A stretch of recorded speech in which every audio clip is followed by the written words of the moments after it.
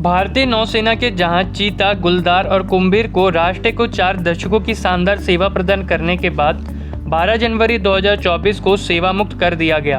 Decommissioning कार्यक्रम port Blair में एक पारंपरिक समारोह में आयोजित किया गया था, जिसमें सूर्यास्त के समय राष्ट्रीय ध्वज, नौसेना पताका और 3 जहाज़ों के डीकमीशनिंग पेनेंट्स को आखिरी बार उतारा गया था। चीता, गुलदार और कुंभीर को पोलैंड के गडिनिया शिपयार्ड में पोलनोकनी श्रेणी के लैंडिंग जहाजों के रूप में बनाया गया था और श्री एस.के. अरोड़ा चीता और गुलदार और श्री ए.के. दास कुंभीर द्वारा क्रमशः 1984, 1985 और 1986 में भारतीय नौसेना में शामिल किया गया था।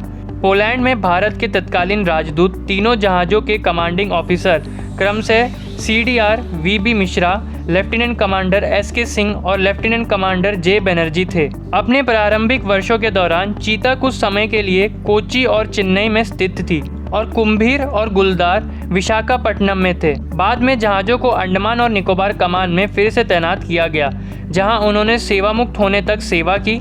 ये जहाज़ लगभग 40 वर्षों तक सक्रिय नौसेना सेवा में थे और 12,300 दिनों से अधिक समय तक समुद्र में रहते हुए सामूहिक रूप से लगभग 17 लाख समुद्री मील की यात्रा की।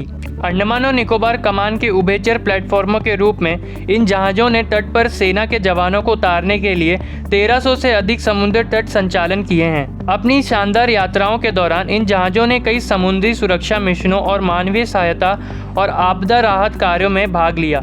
उनमें से उल्लेखनीय है IPKF ऑपरेशन के हिस्से के रूप में ऑपरेशन अमन के दौरान उनकी भूमिका और ऑपरेशन तासा। मई 1990 में भारतीय नौसेना और भारतीय तटरक्षक बल के बीच भारतीय और श्रीलंकाई सीमा पर हथियारों और गोला बारूद की तस्करी और अवैध आव्रजन को नियंत्रित करने के लिए चलाया गया एक संयुक्त ऑपरेशन था और इसे तारकीय बनाया गया था। 1997 में श्रीलंका में आए चक्रवात और 2004 में हिंद महासागर में आई सुनामी के बाद राहत कार्यों में योगदान। भारतीय नौसेना के जहाजों चीता, गुलदार और कुंभीर ने समुद्री परिदृश्य पर एक अमिट छाप छोड़ी है और उनका सेवा मुक्त होना भारतीय नौसेना के इतिहास के एक महत्वपूर्ण अध्याय के अंत का प्रतीक है। Air marshal Saju Balakrishnan, AVSM VM, commander in chief Andaman और Nicobar command CINCN, vice admiral Tarun Sobti, AVSM VSM नौसेना स्टाफ के उप प्रमुख, फ्लैग ऑफिसर, पूर्व कमांडिंग ऑफिसर और 3 जहाज़ों के कमीशनिंग क्रू पोर्ट ब्लेयर में समारोह में भाग लिया। यह घटना इसलिए भी अनोखी थी क्योंकि एक ही दिन में एक ही श्रेणी के 3 युद्धपोतों को एक साथ सेवा मुक्त कर दिया गया था।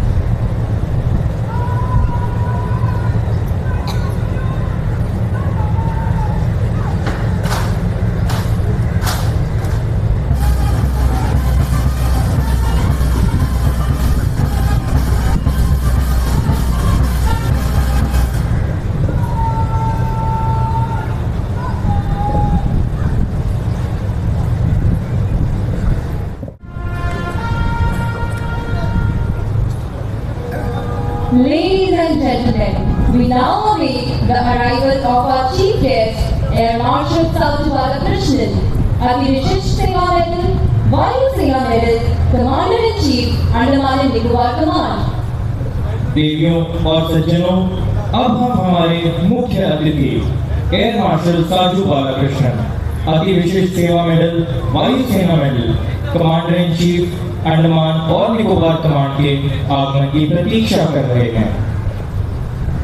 Air Marshal Sajju Balakrishnan, Ati Vishisht Seva Medal, Vayu Sena Medal is an alumnus of the National Military, was responsible for its induction and integration.